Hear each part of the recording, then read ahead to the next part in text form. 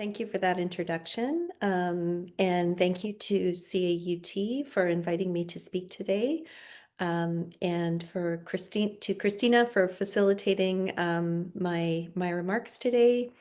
I'd really like this to be a bit of a discussion, so I'm going to really try and stick to 20 minutes or a little bit less to give us some time to talk, and I'm obviously very happy to answer questions.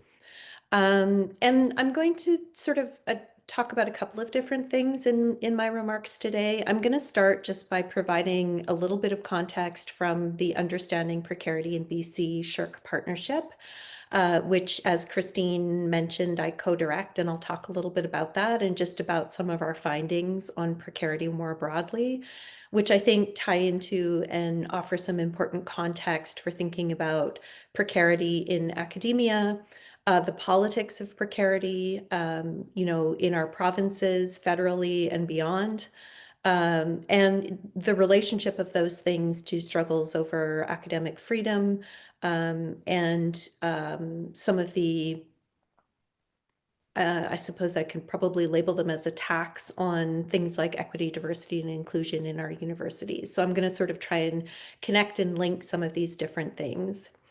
I want to start by acknowledging that I'm actually joining you today from Toronto, colonially known as Toronto, which in Mohawk means where there are trees standing in water. Today covered by Treaty 13 and Williams treaties, but these are the traditional territories of many First Peoples, including the Mississaugas of the Credit, Anishinaabe, Chippewa, Haudenosaunee, and the Wendat peoples. Normally, I reside on the traditional unceded and stolen territories of the Wisaniich people, colonially known as Victoria. And I think it's always important, as Christine mentioned, to start any discussion of precarity with a reflection on the ways in which we inhabit these territories and our institutions, and of course, the relationships of our institutions to settler colonial dispossession that continues to this day. Dispossession of land, but also, dispossession and ongoing precarity related to production of knowledge and its use in our society.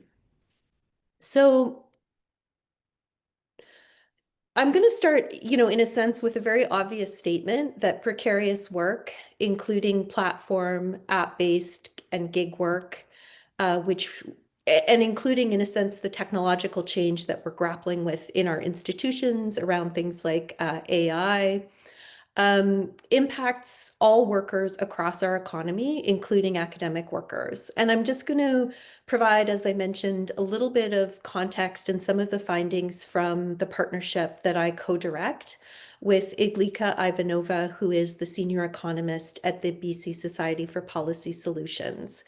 And so the Understanding Precarity in BC partnership is a 7-year SSHRC-funded academic community partnership that involves around 30 community organizations and unions in BC, and around the same number of academics across 4 institutions in British Columbia.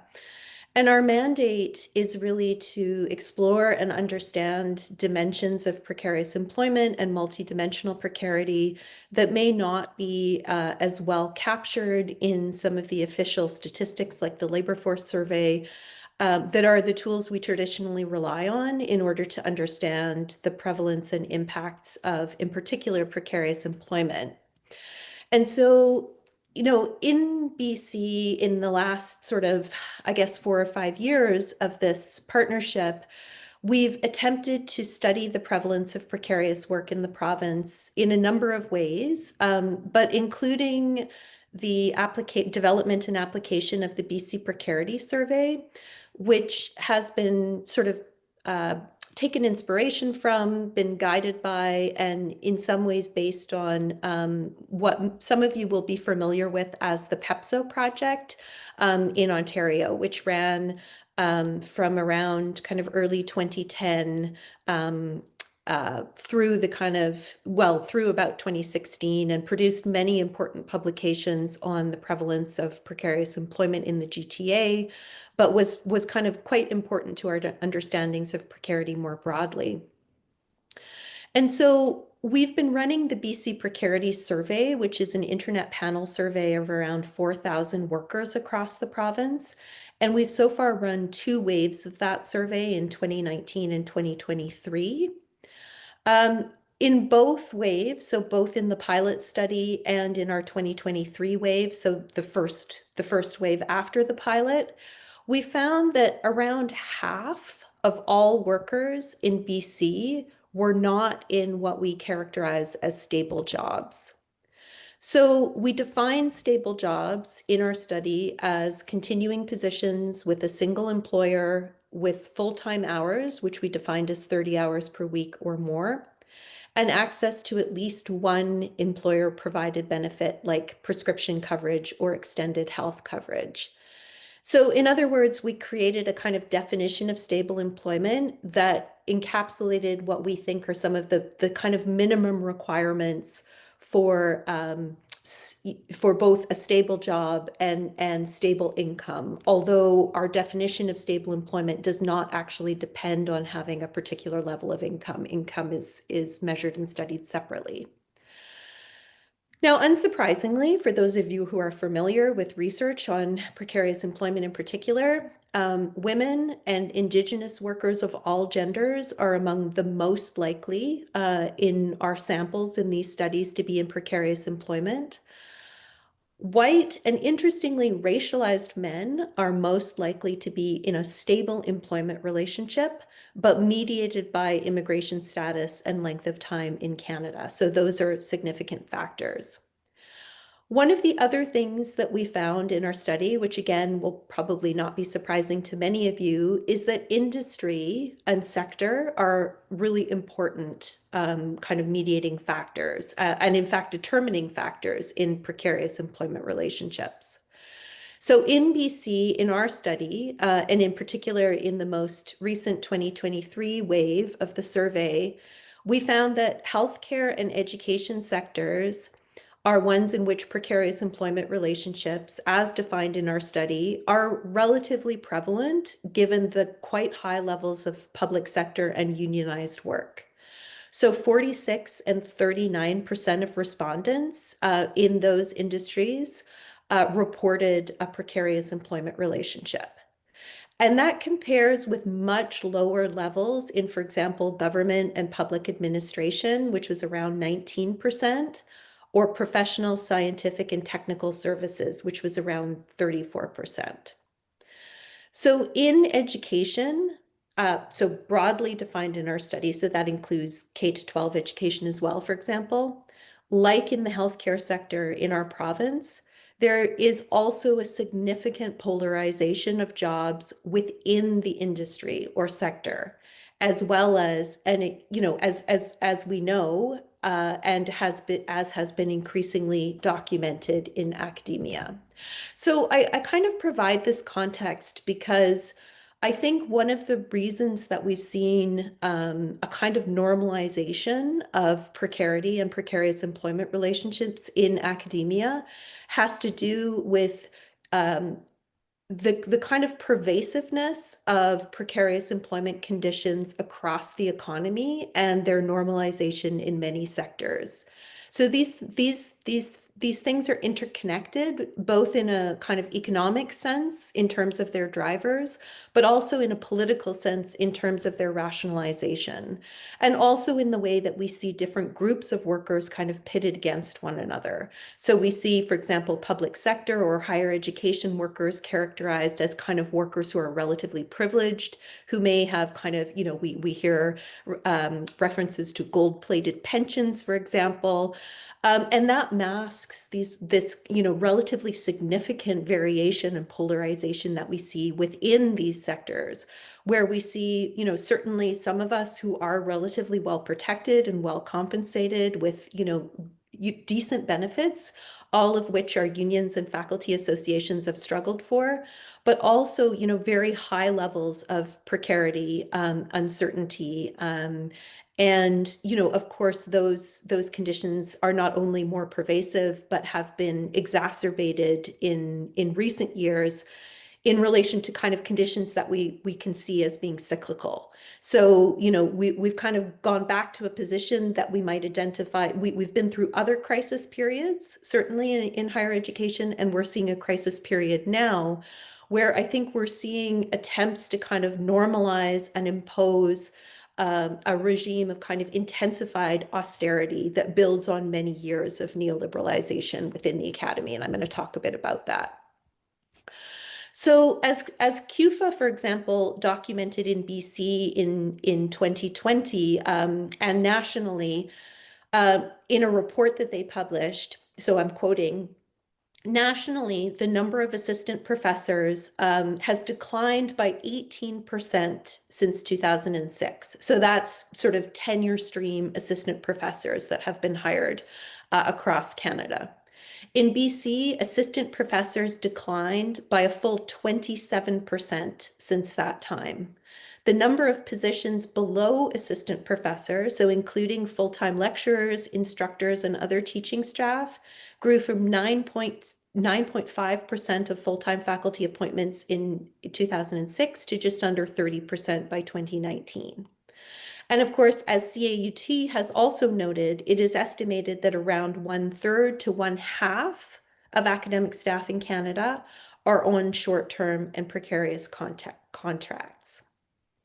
So at the same time, CUFA has noted that provincial data for universities and degree granting colleges shows a nominal growth of around 114% in salaries and benefits for administration and academic support functions between 2006-07 and 2020-2021, while academic salaries and benefits as a share of total funds grew by only around 79%. So we see a significant gap, which again, I think many of us recognize from our own institutions. In addition, and again, this will be a trend, being quantified that many of us will kind of be intuitively familiar with in our own institutions.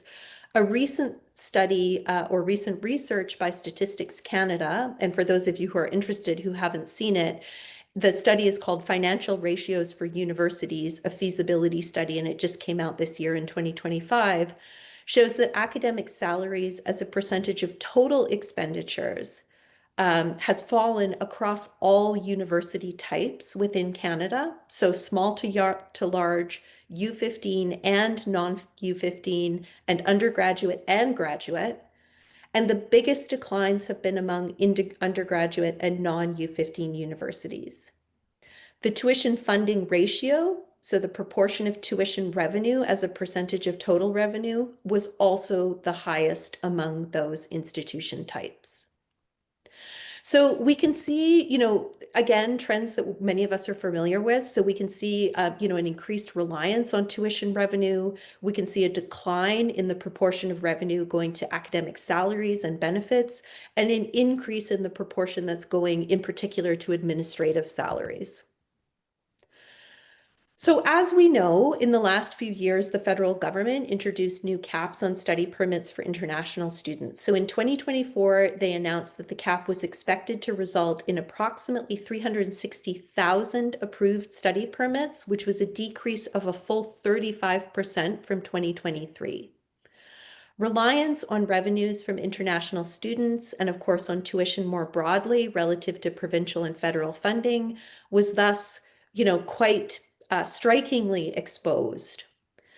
This has created undoubtedly budget challenges in the sector, but also a pervasive narrative of crisis that provides a discursive and political rationale for austerity. So many of us see elements of what Naomi Klein has described as shock doctrine tactics, which of course were also used, for example, at Laurentian University. Like this is a pattern that we're familiar with that we're now seeing kind of expanded. So, for example, in BC, which has a very completely inglorious history of failing to regulate private post-secondary providers, we see examples like Laurentian or current financial crises and layoffs in some smaller and newer universities and university colleges being used as a disciplinary mechanism to spur faculty members and our unions to accept ongoing cuts workload intensification, the rollback of community engagement and community engaged research initiatives, reduction in student supports and services, and increased private investment and prioritization of revenue generating programs and activities. And egregiously, these cuts are being felt most acutely by temporary instructors. So the number of limited term and sessional positions end up being reduced, which creates huge instability and uncertainty for those who have often provided the backbone of our teaching programs in many cases. So these processes, I and many others would argue, are enabled by corporatization of higher education. We see that manifested in the centralization of power, the undermining of collegial governance, austerity used to further both agendas, while limited funds, the limited funds in university budgets flow to upper administration and to legal and consulting fees. And the example of Noose Consulting has come to epitomize this trend, with its benchmarking services widely employed in the service of austerity. As the Queen's Coalition Against Austerity has written, at the governance level, we are seeing the erosion of the bicameral system of governance, where authority has been traditionally balanced between the Senate and the Board of Trustees, and decision-making powers are increasingly concentrated with the boards, now dominated by business leaders whose profit-oriented logics have overtaken collegial governments and academic priorities. So at the same time, these processes reduce transparency and accountability, and we often see kind of vanity projects prioritized while established programs are eliminated or consolidated, often with little consultation or accountability. And there are examples across many institutions, and we're happy to talk about those. In the interests of time, I was going to raise the example of, the new medical school at my own university, but I think we all have examples that we can bring to this. But what I want to move on to is, the ways in which research on precarity across the economy obviously confirms what many of us see and experience on our institutions on a daily basis, which is precarious employment conditions that have been on the rise in academia.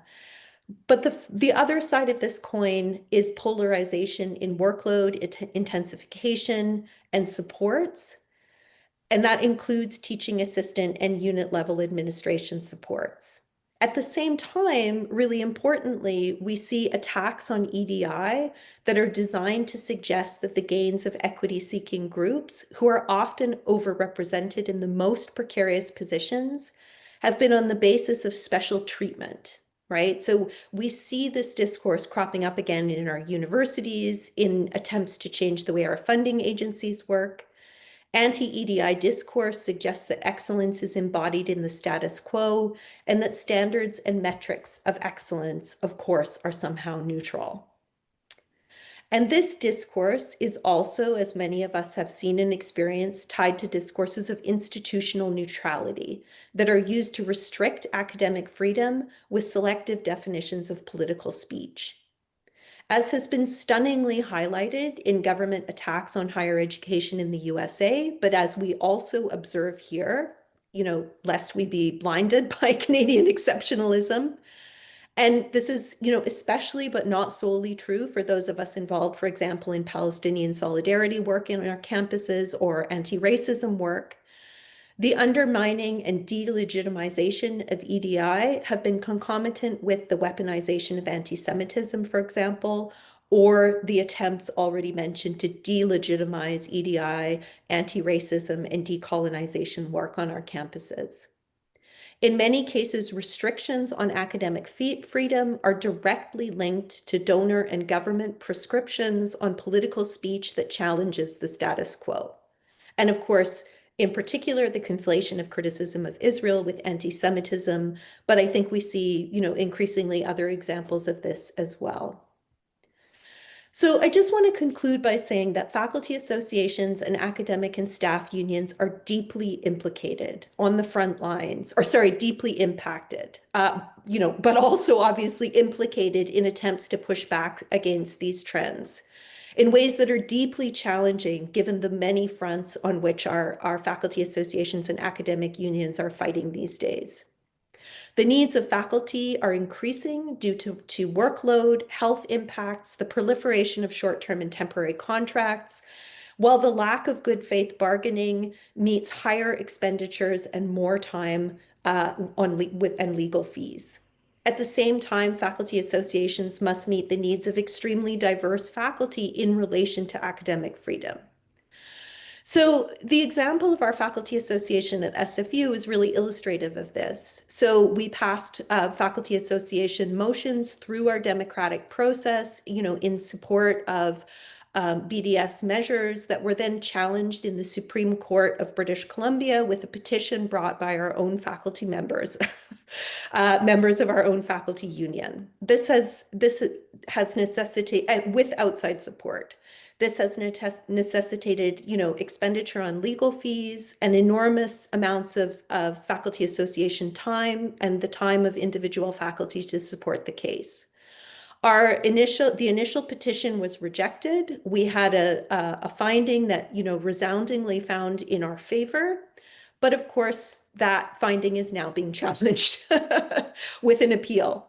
But I want to just conclude with a quote from the judgment that was brought down in relation to the Supreme Court petition, in which the judge found that the language of the Faculty Association's purposes are stated expansively in its constitution and relate to concepts such as defending academic freedom and the integrity of the academic profession that are open to a wide variety of societal and philosophical interpretations.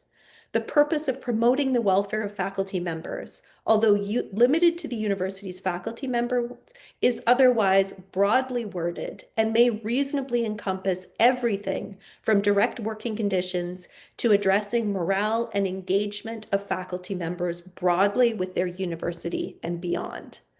That is our mandate in these challenging times of academic freedom. That is the mandate of our faculty associations, and this is our fight in this moment. Thank you.